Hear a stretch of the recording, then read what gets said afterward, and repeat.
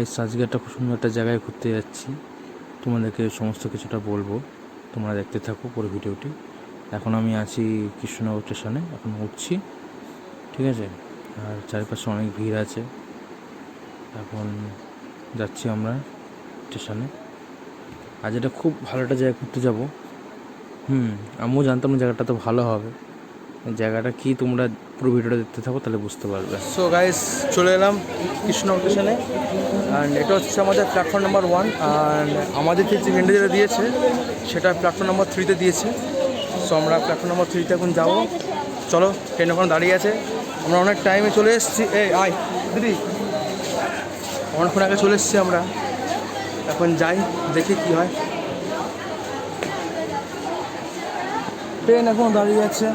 এটা আমাদের 1 নম্বর প্ল্যাটফর্ম, ওটা 2nd নম্বর। তোমরা দেখতে পাচ্ছ গাইস, দেখো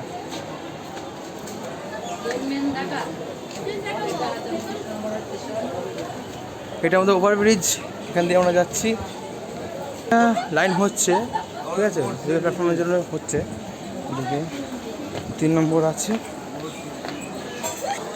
আমাদের স্টেশনের ভাবসাব পুরো পাল্টে গেছে। ওখানে মালগাড়ি দাঁড়িয়ে আছে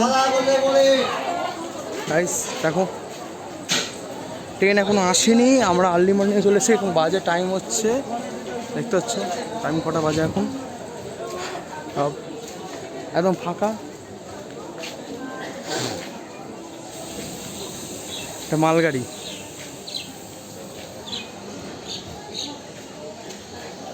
এখন স্টেশনে কাজ বাজ চলছে মনে হয়।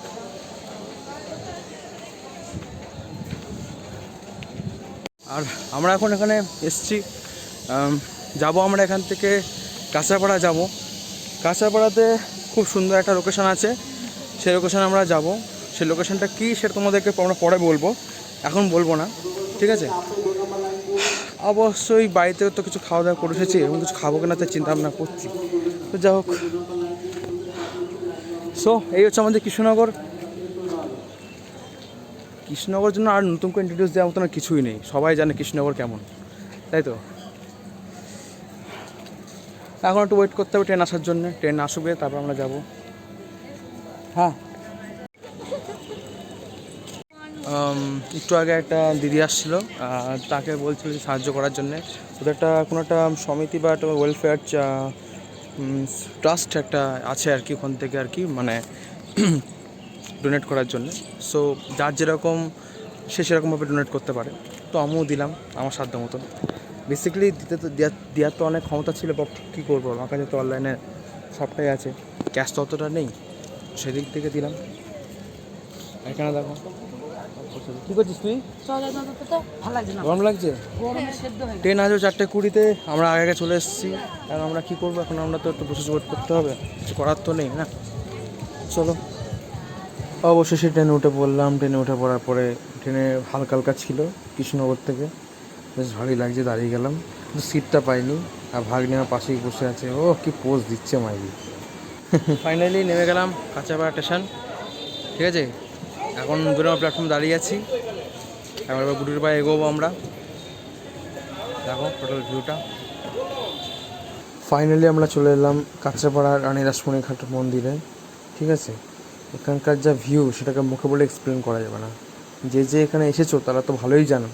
আর আমি তো ফার্স্টবার গেছি, আমি তো ভাবতেও পারি এত সুন্দর জায়গা, এত মনোরম দৃশ্য এখানে দেখতে পাবো, ঠিক আছে। এখন আমরা ঢুকছি, মন্দিরে ঢুকছি। তোমাদের মন্দিরের ভিডিও দেখাবো, চলো ভেতরে চলো, দেখাচ্ছি। মন্দিরটা খুব সুন্দর।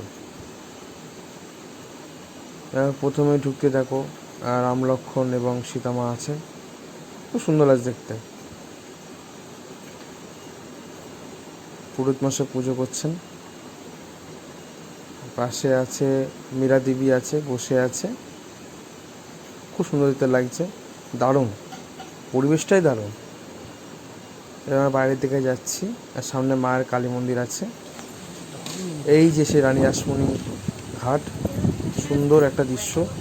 এই দৃশ্য মুখে বলে মানে একদম বোঝানো যাবে না গাইস, এত সুন্দর জায়গা, এত সুন্দর আবহাওয়া, ঠিক আছে।